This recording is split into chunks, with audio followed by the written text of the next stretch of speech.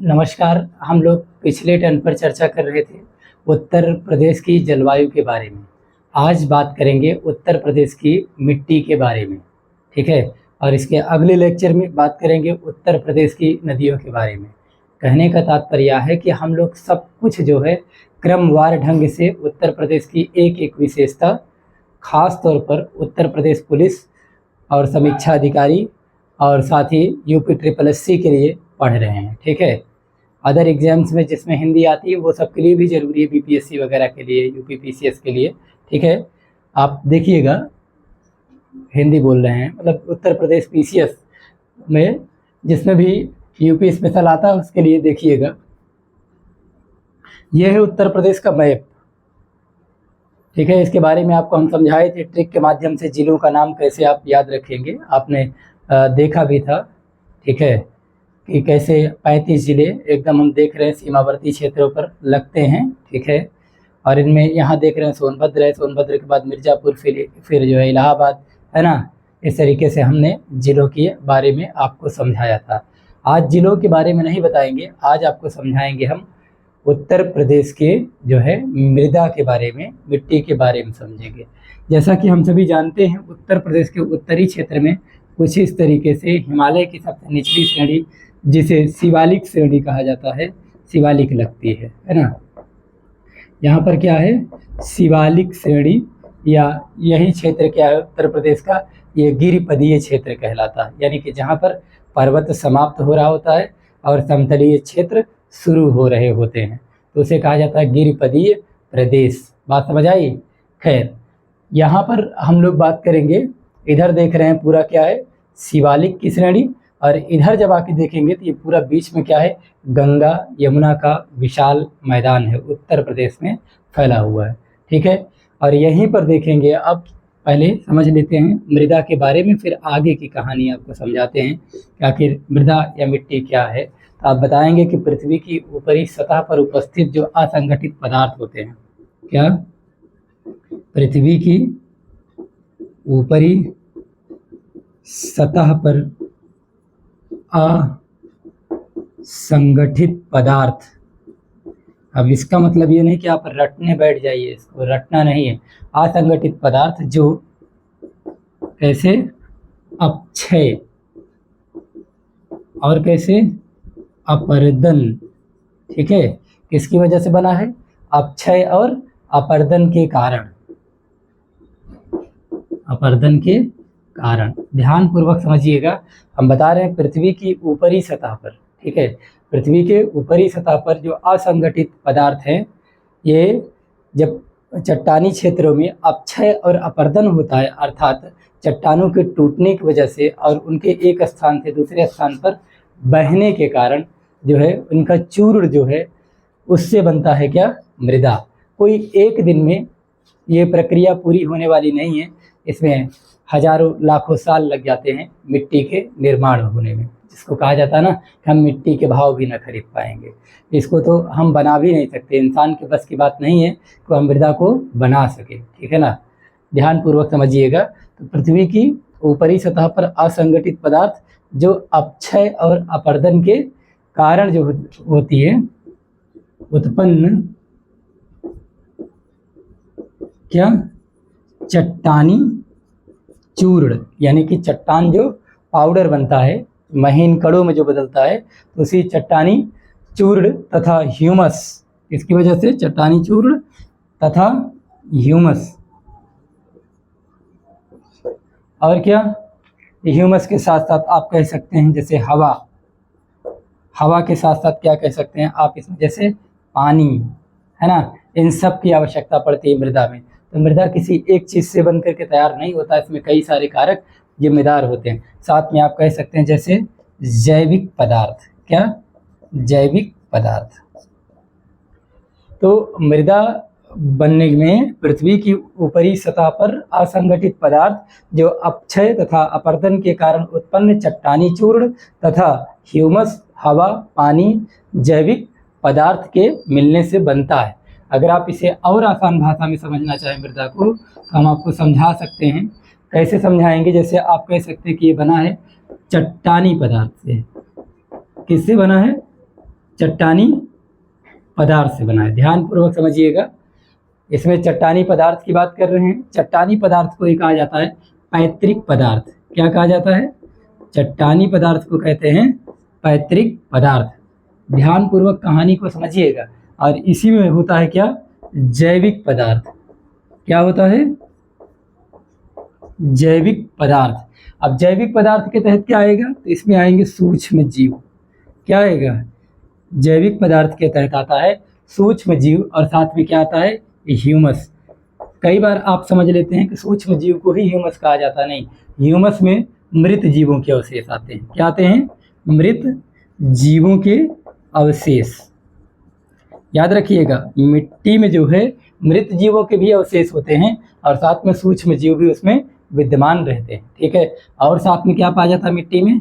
मिट्टी में पाया जाता है पानी अर्थात नमी। मिट्टी में पाया जाता है क्या? हवा। तब जा कर के मृदा उपयुक्त होती है। और साथ ही जान लीजिए कि जो मृदा होती है, मृदा के अध्ययन को क्या कहा जाता है? मृदा के अध्ययन को क्या कहा जाता है? जैसे आपसे पूछा जाए तो आप बताइएगा। मृदा के अध्ययन को पेडोलॉजी कहा जाता है। क्या कहा जाता है? मृदा के अध्ययन को पेडोलॉजी कहा जाता है। अभी आपको बाहरी बातें बता रहे हैं, क्योंकि मिट्टी से जुड़ी हुई बातें कुछ भी आपके एग्जाम में पूछ सकता है। तो हम आपको जितनी काम की बातें हैं उन सभी के बारे में समझाएंगे। ठीक है ना?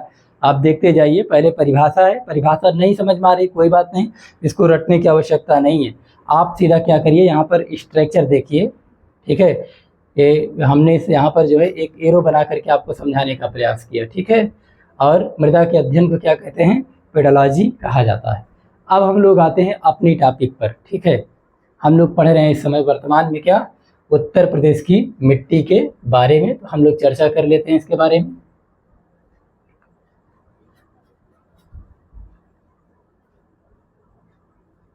देखिएगा, सबसे पहले आप उत्तर प्रदेश के उत्तरी क्षेत्र को देखिए, जो गिरिपदीय क्षेत्र है, इसके बारे में सबसे पहले आप विचार करें। ठीक है।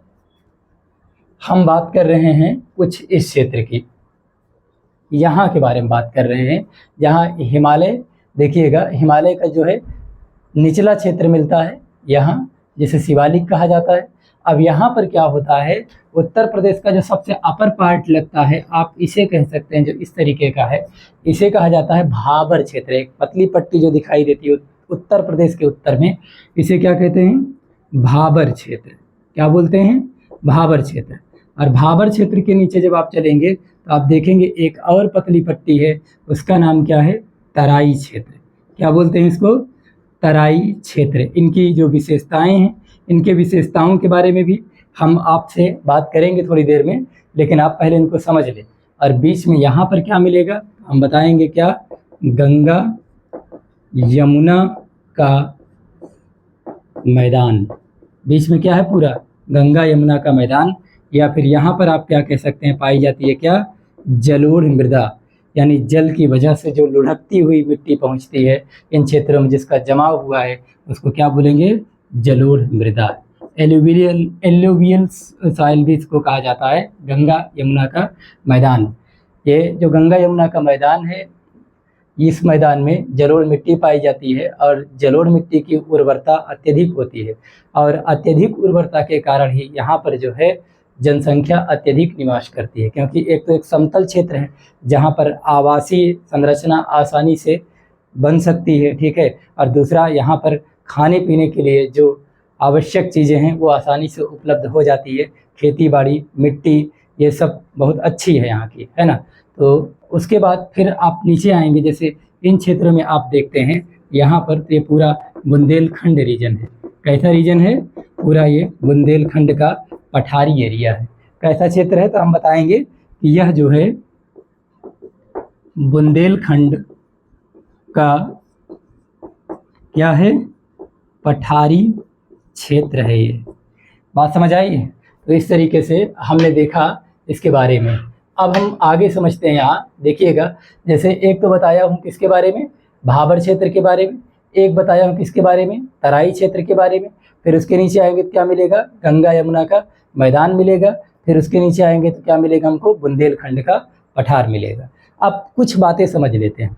दरअसल होता क्या है कि जैसे नदियाँ जब पर्वत से समतलीय भाग में पहुंचती हैं तो पर्वत को छोड़ रही हो नदियां, और पहुंचने वाली हो कहाँ, समतलीय मैदान में।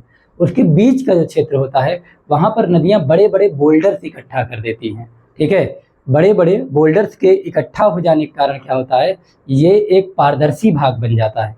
और इन क्षेत्रों में जब पर्वतीय क्षेत्रों से जब नदियाँ आती हैं इन भाबर क्षेत्रों में, तो नदियाँ इसमें गायब हो जाती हैं, विलीन हो जाती हैं। ठीक है, क्योंकि बड़े बड़े यहाँ पर बोल्डर्स होते हैं।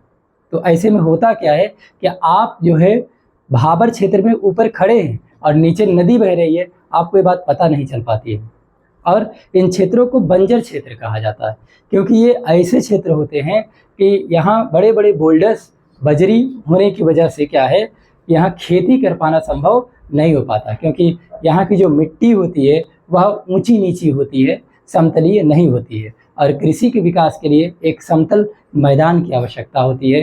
तो यहाँ पर ऐसी चीज़ें हमको देखने को नहीं मिल पाती है। एक और यहाँ पर समझ लेते हैं बातें। दूसरा है तराई क्षेत्र।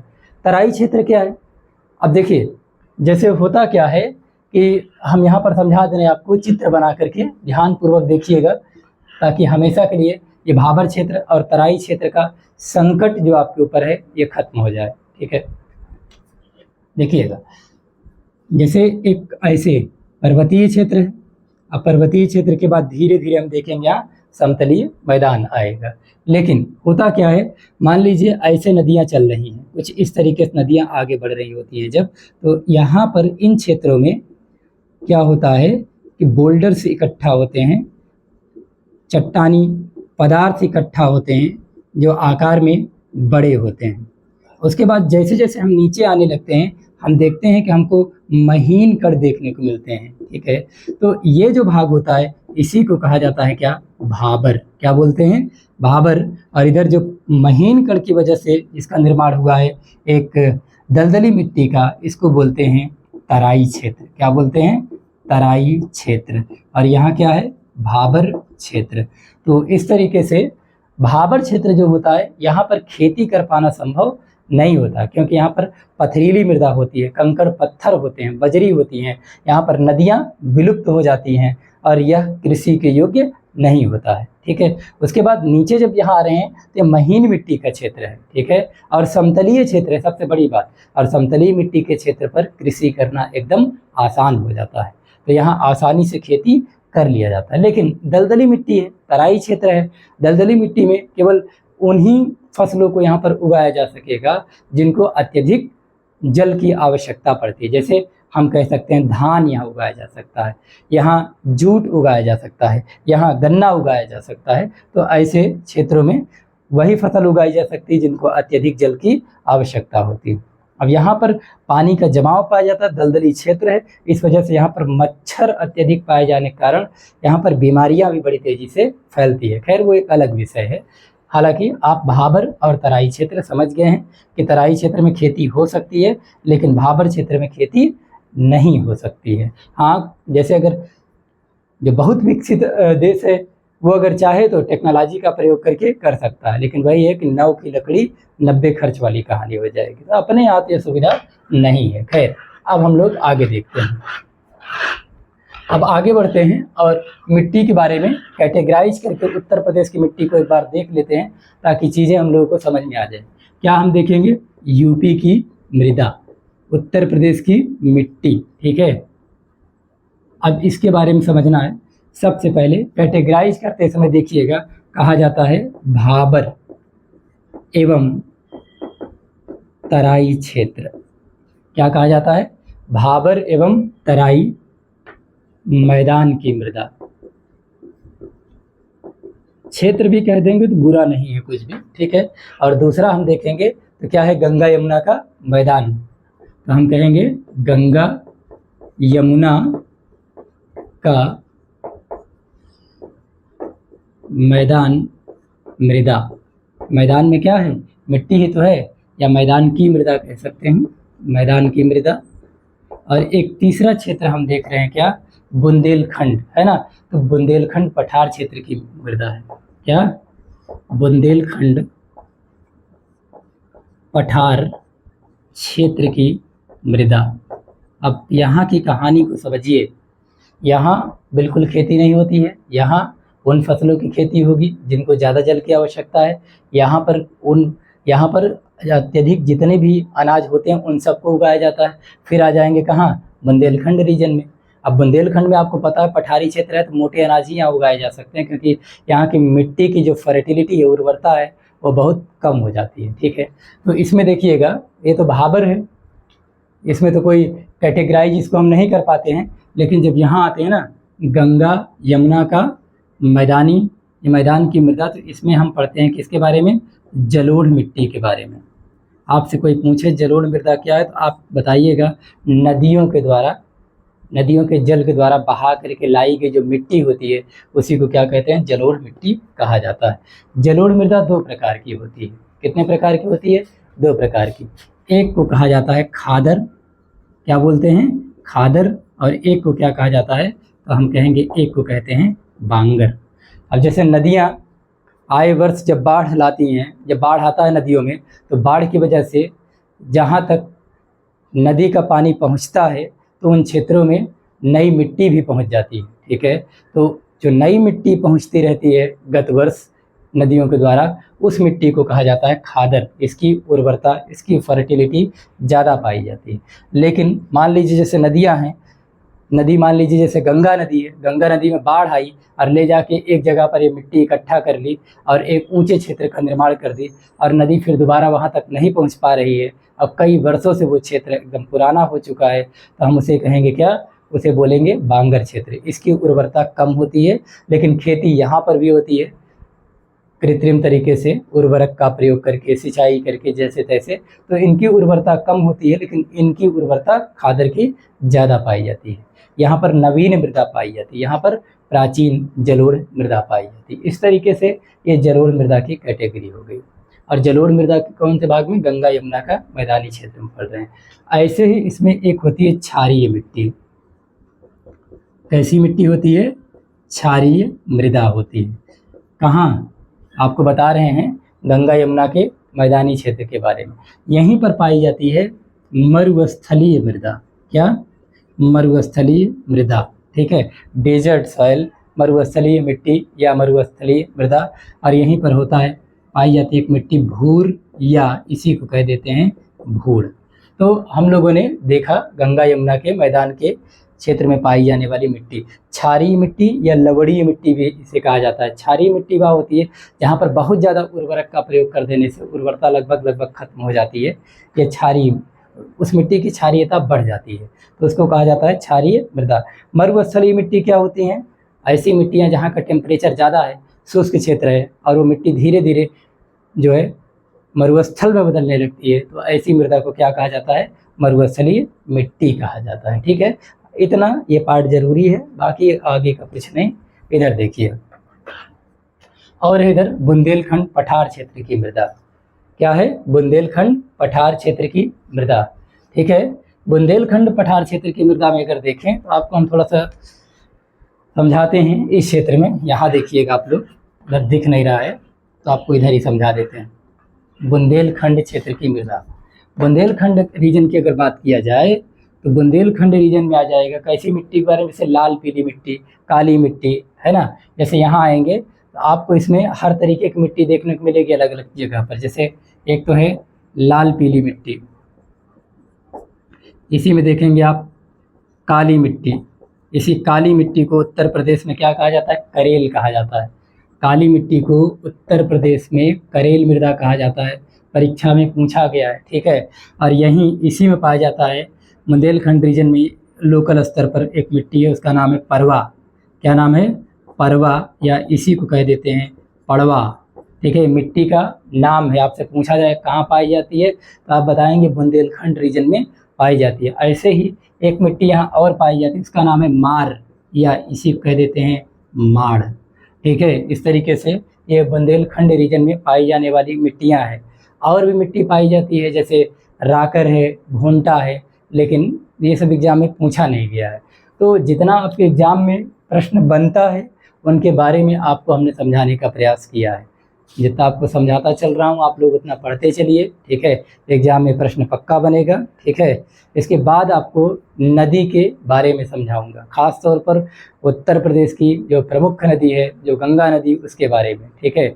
सारे प्रयाग के बारे में उसमें समझाऊंगा, उत्तर प्रदेश के 28 जिलों से होकर के गंगा कैसे बहती है, कौन कौन से प्रमुख शहर हैं, और साथ में आपको समझाऊंगा कि कैसे बिजनौर से प्रवेश करती है गंगा नदी और बलिया से होते हुए बिहार में कैसे चली जाती है, फिर झारखंड में 40 किलोमीटर बहते हुए आगे कैसे अपने मार्ग को प्रशस्त करती है।